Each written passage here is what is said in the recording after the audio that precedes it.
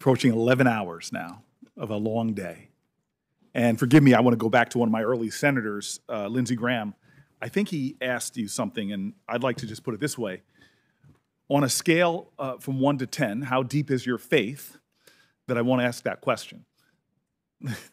You're asking me, or no, you won't ask me? I'm just joking. Okay. I won't ask you that. But I do want to go through some of the things that some of my colleagues did on Top Line. And forgive me, I don't want to dwell too much, but some of it I found today just to me really didn't hold water. And I want to start with my friend and colleague, Ted Cruz, who is my friend. He's a Texan. One of my favorite Texans is Brene Brown's, who says it's hard to hate up close, so pull people in. And a lot of times in this culture of tribal politics, the reality is we know each other. We get to know each other over years, and I've had the privilege of working with Ted on a lot of really good policy. So I went back to my office and re-listened to his questioning of you about critical race theory, and he referenced your speech, which I hadn't read. You Harvard folks are so well focused on these things, but I read your speech, and I was very surprised. Ted had a very big chart. I think he needs to give Senator Whitehouse some advice on charts. Senator Whitehouse's was very small. It was almost as if they were proportionate to their state sizes. Easy there, New Jersey. Mr. Chairman, I would request that my colleagues in the Democratic Party would stop interrupting me. But he talked about your speech, and when I read your speech, there's a couple things that jumped out. First of all, he acknowledged it was a very powerful speech, very moving speech about extraordinary black women. I have a criticism. Your mother was not in it, but I will leave that alone. But there's some things he honed in on, almost as if they seemed to be accusations, which don't hold merit to me. We have a saying in New Jersey, I felt it was all hat and no cattle. And so he said that you called the woman who wrote the 1619 Project, that you called her provocative. That's not a compliment necessarily if you call someone provocative, is it? No. No, I mean, I think Ted Cruz is very provocative. And that doesn't mean I agree with what he's saying, his philosophy. It doesn't mean I agree with his statements. But he pointed out you also called the author acclaimed.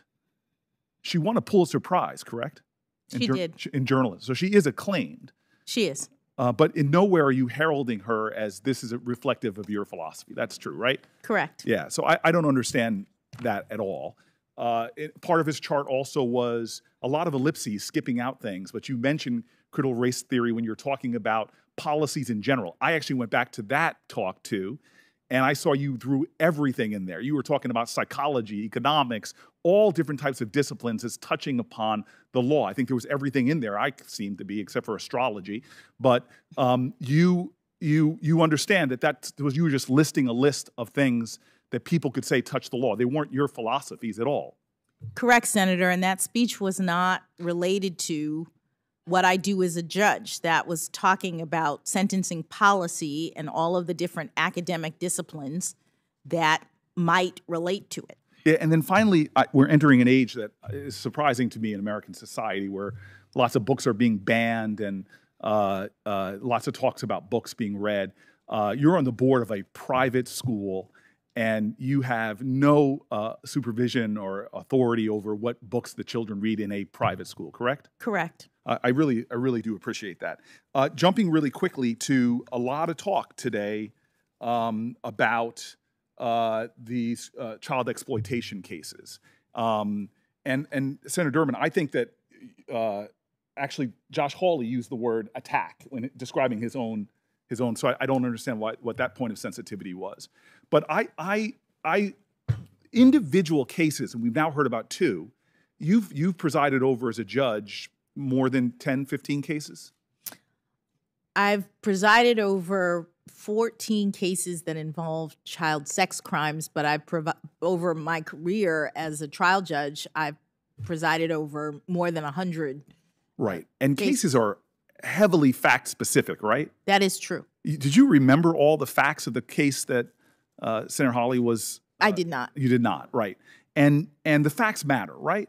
They do. And as a judge, you're looking at all of the facts of the case, not just what might be talked about later or what people are honing in. You have to take everything into account and make a decision, correct? Yes, that's what Congress has required judges to do. Right. And just to clarify that Congress thing, because again, you went to this elite law school. I went to a gritty inner city law school, Yale. So you know this better than me, but it was actually 1984 that the sentencing laws, the sentencing standards were passed down, correct? I believe so, yes. Yeah, it was 1984. And then later in 2002 or 3, things were updated. But that 1984 was before the internet completely. And I just want to clarify also the Booker decision. Yes. Could you just clarify for the record, because my mom might be watching, no relation to me whatsoever, correct? So the Booker decision, which earlier I mentioned that I thought Justice Scalia wrote it. In fact, it was Justice Stevens. Yes. But Justice Scalia concurred, so he had a separate opinion, and he had written a previous decision that was very similar. Yes. The Booker decision made the guidelines, the sentencing guidelines, advisory. Why? Why would the Supreme Court, joined by some of the most conservative members, why would they do that? Well, they determined that, in essence, the Booker, that if the guidelines were mandatory, that it would violate the right to a jury trial to have jurors decide every aspect of your sentencing. Yeah, So, it's sort of the separation of powers, Sixth Amendment. yes, This is really important. yes, And so that gave judges latitude. yes. Now, if you were falling out of the norm, and this is where, I've now read conservative periodicals looking at this line of attack. That's not a negative pejorative. Again, my colleague himself used it, but this line of attack on you, I've seen conservative papers, liberal papers, mainstream papers, all say this doesn't hold water. And the reason is, and again, unlike White House and Cruz, I don't have a chart. I'm uncharted. But I would like to hold this up for you. You are well within the norm nationally for going below the sentencing guidelines because of this problem where you have this incongruency that judges on both sides of that have been pointed by people of both sides of the aisle have seen. I just want to make that very clear. You are well within the norm in the United States of America. I'm a former mayor, and one of my favorite mayor friends used to always say, "In God we trust, but everybody else bring me data." and so the data kind of shows that you're not some outlier. And forgive me, because you're not allowed to do this, but I kind of sat here and was a little insulted about the accusation that somehow this mother of two, confirmed 3 times by the United States Senate, who has victim advocacy groups writing letters for you, who has child victims advocacy groups supporting you, who has presided over fact-specific cases of the most heinous crimes, that somehow the implication that you are somehow out of the norm of other federal judges that we have confirmed where these issues have never come up, who, again, I held up this chart, but the majority of the decisions, a percentage of sentences below guideline range in non-production child pornography cases. In D.C., 80% of them are under the guidelines. In Missouri, 77%. In Iowa, 62%. In North Carolina, 77%. In Nebraska, 81%. And so on and so on and so forth, down to Utah, alphabetical order, 71%. And so this implication that somehow your thoughtfulness on these very dense, fact-specific cases is somehow out of the norm, to me, does not hold up, doesn't head water. And then you add that to the endorsements that you have gotten from folks that deal with victim advocacy groups. It is, to me, just a line of attack that it does not hold in no way for me. I'm sorry. In the totality of your career, what you've accomplished and what you've done. I just think it's unfortunate that, unlike the sort of fair arbiters of this on both sides of the aisle who've dismissed it, I appreciate the way you've sat there and addressed all of that stuff. And that really brings me to the larger implication. You talked a lot about your uncles, one of them served in Baltimore. Is that right? As a police officer? My brother was a police officer in Baltimore. The gentleman over there? Yes. Who volunteered to serve in the United States military? Yes. And you have talked about that police work, right? Yes. I live in Newark. I love my city. If you cut me, I bleed bricks. And the nickname of our city is Brick City. Your brother and I probably understand something. The majority of murder victims in the United States of America, do you know who the majority of murder victims are? I don't. They're black men. I imagine in your conversations with your brother and your two uncles, you who patrolled some of these streets, I imagine you feel in a different way about the anguish of what many communities of color struggle with when it comes to crime. Am I right there? You are right, Senator. It is very anguishing, and it is something that I know all too well. And you are a person that has that same fear that many mothers have for their daughters who do go out in this world. My mom used to say, when you have a child, it's like your heart going around outside of your body all of a sudden. And I just find it hard to believe, given your law enforcement background, you're a mom, that you take any of this urgency to keep America safe. And then I see that, like, folks I know well. I've worked with the FOP. I began negotiating with them. I have to say, I thought Jim Pascoe, before I knew him, it's a whole thing, Brene Brown, bring people close. At first, I thought he was an ogre, biggest police union in the country. I had some tough negotiations with my police union. He and I sat down and we shared our stories. And I think we realized we were coming from the same place when we were working on police reform. FOP endorsed you, and they wrote a powerful letter. I won't read it again. The IACP, they represent the largest, that's the rank and file, the FOP. The IACP represents the bosses, the managers. They endorse you. There's another group that maybe my colleagues don't know as well as I do. It's called Noble. Do you know them? I do. They're the black law enforcement organization nationally. People like your brother. Yes. Who love their communities. Yes. Who have seen, like I have, too many young men lying with bullet holes, bleeding into our pavements. These are folks who come from communities like your brother knows, where you too often see sidewalk shrines to murdered youth. I've talked to the women and men of Noble so many times. Anybody ever accuse them of being soft on crime? But they understand the complicated factors of crime in our country. And what they have to say to you about you, I won't read it, is just beautiful. Law enforcement family, mother of two, law enforcement organization after law enforcement organization, victims advocacy organizations after victims advocacy organizations, Republican appointed judges, Democratic appointed judges. That's who's in your corner. We're politicians. We have a sworn oath right now. I've just watched you with dignity and grace field what I can only imagine is behind those questions, is this doubt that is being sown. I just want America to know that when it comes to my family's safety, when it comes to Newark, New Jersey, or my state, God, I trust you. I trust you. Now, I brought in your mother, and I have to go back there. My mom has a saying that is awfully embarrassing when she talks about me. She says, she'll introduce me, and she'll say, behind every successful child is an astonished parent.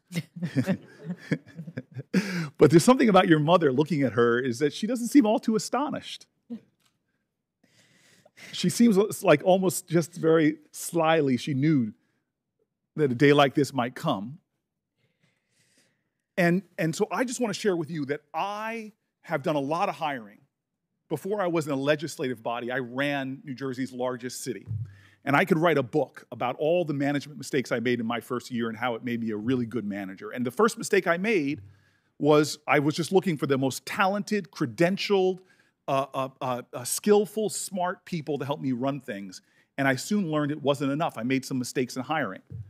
And I began to see that those skills, which you have a tremendous amount of, it's been said so many times, if stacking you up against other Supreme Court justices, you have more qualifications, more credentials than many of them. But I learned that you should hire first, that's necessary credentials, but not sufficient, that you should hire for character. That's what made me hire a great team in Newark eventually. And we operated so well. And so I believe I've gotten to know your character over these weeks, but I want America to know a little bit more about your character right now. And so I know my values. Booker T. Washington said it. James Baldwin said it. Children are never good at listening to their elders, but they never fail to imitate them. If I want to know your character, you haven't let me do this yet, but I want to hang out with your parents a little bit. And so let's draw them into this conversation. We won't swear them under oath, but just could you share with me what are their bedrock values that are most a part of your values now that you hope and pray are your grandchildren's, unborn grandchildren's values? What are those most important values you inherited from those two folk over there? Thank you, Senator. I inherited a number of bedrock values, as you say, from my extraordinary parents. As I mentioned, my parents grew up in a time in this country in which Black children and white children were not allowed to go to school together. They persevered. They were the first in their families to go to college, to have that chance. They each went to historically Black universities, and they taught me hard work. They taught me perseverance. They taught me that anything is possible in this great country. And I think it came, as I said in my introduction, from the sea change that we had in this country from the 1960s when Congress passed 2 Civil Rights Acts and African Americans finally had the chance to become a part of the dream, become a part of the fabric of this wonderful nation. My parents moved to Washington, D.C. because this is where it all started for them in terms of having new freedoms. And I was born here on that hope and dream. I was born here with an African name that my parents gave me to demonstrate their pride in who they were and their pride and hope in what I could be. And it seems to me, as a guy whose parents came here and you and I both were born here months apart, I would hear my parents' tough stories at the dinner table about facing bigotry. Here in the city, my father told me stories about his early jobs, but I never noticed a hint of bitterness or that hate he saw never generated hate with him. In fact, he just loved people, all people. That is correct, Senator, and I would say that my wonderful parents went on to become extraordinary public servants.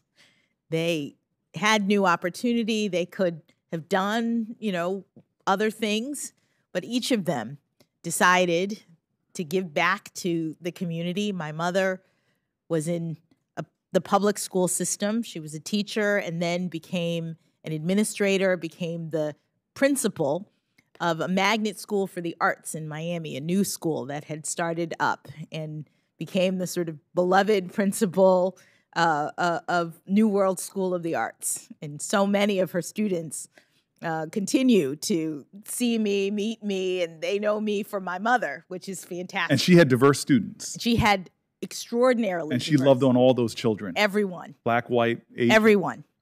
Well, let me ask you this, because I'm going to push you a little harder, because I have some people I really respect on the other side of the aisle, and they do. My friends and I talk about religion sometimes. Faith is important. I was teasing Lindsey, Senator Graham earlier, but I don't want to ask you anything specific about your faith except for this, because you brought it up in your opening statement. And I have to tell you, I don't think black women have any providence over struggle. People from all backgrounds in America struggle. But I do know often as the trailblazing black women, they have often faced many challenges being the first or being a trailblazer or breaking glass ceilings. But I know on your journey to this moment right now, you have faced very tough moments. Probably you've been knocked down by life. I always say if America hasn't broken your heart, you don't love her enough. You've been heartbroken by something, circumstance. You've been like Zora Neale Hurston, who says, I've been through sorrow's kitchen, and I licked out all the pots. You've been like Langston Hughes to that poem, Mother to Son, life for me ain't been no crystal stair. Could you talk to me maybe about one moment or what you do when you get knocked down like that? Where do you get the grit and the guts to get back up and keep on going? Well, Senator, I think that, too, is something that I learned from my grandparents, who, as I said, didn't have it easy. My grandparents, who didn't have a lot of formal education, but who were the hardest working people I've ever known, and who just got up every day and put one foot after the other and provided for their families and made sure that their children went to college, even though they never had those opportunities. I reflect on them in the context of this historic moment. I stand on the shoulders of people from that generation, and I focus at times on my faith when I'm going through hard times. Those are the kinds of things that I learned from my grandmother, who used to have those family dinners and bring us all together. And I think that's a common experience of Americans, that when you go through difficult times, you lean into family and you turn to faith. And that's part of my experience as well. It's, I think, the experience of my colleagues and I on both sides of the aisle, leaning on that faith and that family. I want to give you, there's one thing about your opening statement, and I have to say, I haven't actually shaken your husband's hand yet, but yesterday I was mad at him because when he started tearing up at your remarks about him, it triggered, I don't really have it, but it triggered a sympathetic cry in me as well. So I'm a little upset at him, but I will deal with him individually. But you said something that I found provocative, to use that word one more time. And I felt afterwards, I reflected, I even talked to my staff about it because I thought that statement, it didn't seem congruent to me. And it was, I don't know if it was a profession of humility or overly critical of yourself. But I want to end in my last 5 minutes giving you space to explain yourself to me because much to my mom's chagrin, I am not a parent yet. And I'm looking at somebody that I admire, but you said something that struck me because, look, my mom was a working mom. And God, it was tough. My colleagues will not believe this, but there was a time I was very melodramatic. And I was in a bathtub of oatmeal bathtub, and my mom was getting ready to go on a business trip. And I look at her with these sad eyes, and I say, "Mom, if you leave me, I'll die." And she looked at me, knowing that you don't die from the chicken pox. But I still remember her going to the phone, having a long conversation, taking off her business suit and changing into her sweatpants. She would tell me later that was not a sign of love. She loved me, but a lot of women who love their kids can't stay home because we don't have paid family leave in this country. So you said in your opening remarks, that you haven't been as good of a parent, I think if I'm paraphrasing right, as good as a mom as you'd like to be. And I looked at your two girls, and I look at you, and I don't understand that statement. Could you maybe explain for me what you meant, and maybe take one more beat and explain to me what it means to you to be a mom of two young women growing up in America today? Thank you, Senator. What I said in my statement was that